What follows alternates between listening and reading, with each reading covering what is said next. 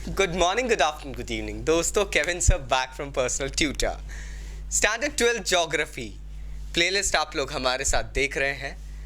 Chapter है secondary activities. Topic जो आज हम डिस्कस करने वाले हैं that I am going to brief is organisational structure and stratification under manufacturing.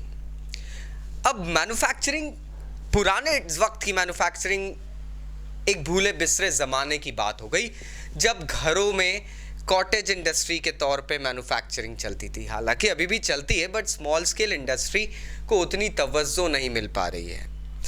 Modernisation की तरफ जैसे जैसे एरा जा रही है वैसे वैसे मॉडर्न मैन्युफैक्चरिंग पे एम्फसाइज बढ़ते जा रहा है। लेकिन मॉडर्न मैन्युफैक्चरिंग के भी कुछ प्री रिक्विजिट्स हैं, उसकी कुछ नीड्स हैं, कुछ डिमांड्स हैं, कुछ फैक्टर्स हैं, कुछ कैरेक्टरिस्टिक्स है जो कि मैकेनाइजेशन को इम्प्लीमेंट करवाती है। फॉर एग्जांपल, सबसे पहले मॉडर्न मैन्युफैक्चरिंग की अगर आपको कैरेक्टरिस्टिक देखनी है तो आपको वहाँ पे नज़र आएगी कॉम्प्लेक्स मशीनरी। कुछ ऐसी मशीन्स होती है जिसे आज हम यूट्यूब के वीडियोस पे मॉडर्न मशीन्स नाम से देखते हैं, हाउ इट्स मेड नाम से देखते हैं, और हम लोग आश्चर्य करते हैं कि ये मशीनरी क्या कर रही है।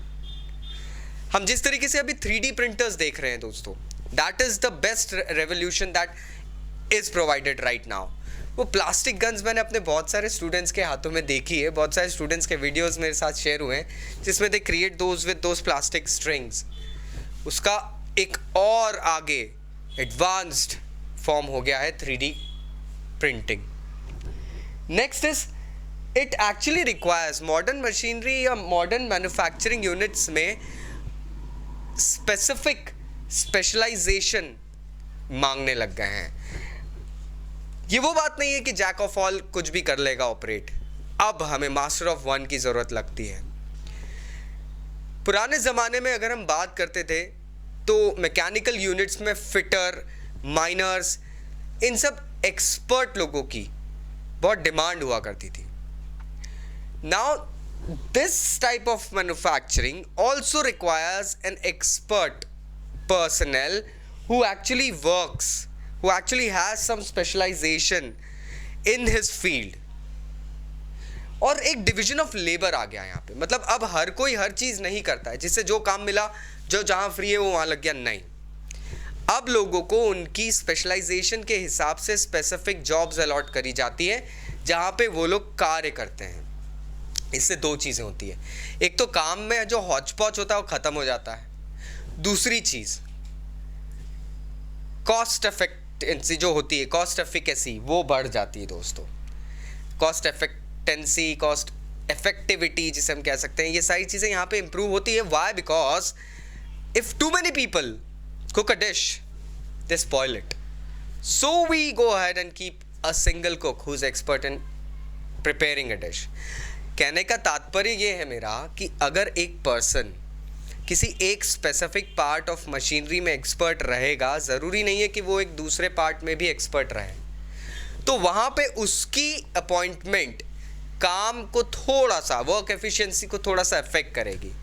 Why don't you go ahead and appoint a specialised person जो उस दूसरे पार्ट में स्पेशलाइजेशन रखता है।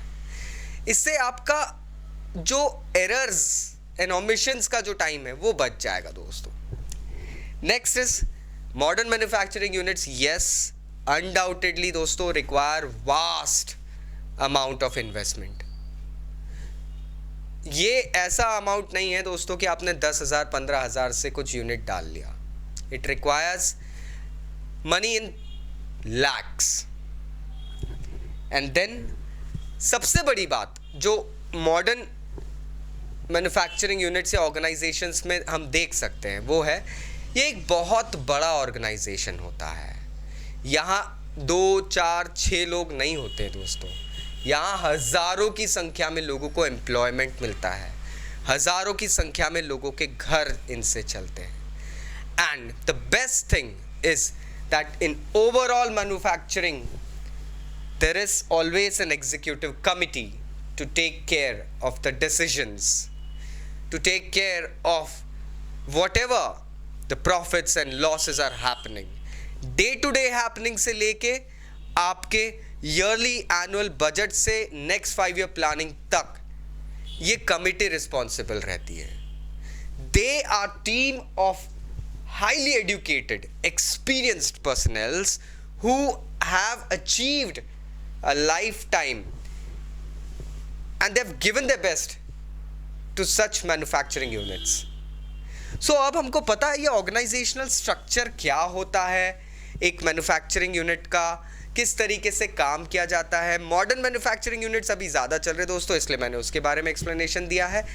बाकी आप अगर हैंडीक्राफ्ट और स्मॉल स्केल इंडस्ट्रीज देखना चाहते हैं कॉटेज, तो आप डेफिनेटली विजिट कर सकते हैं. आज भी हमारे देश में हम हिस्टोरिकल प्लेसेस पे जाते हैं, वहाँ हमको आसपास glimpses of this handicraft and cottage industry मिल जाते हैं.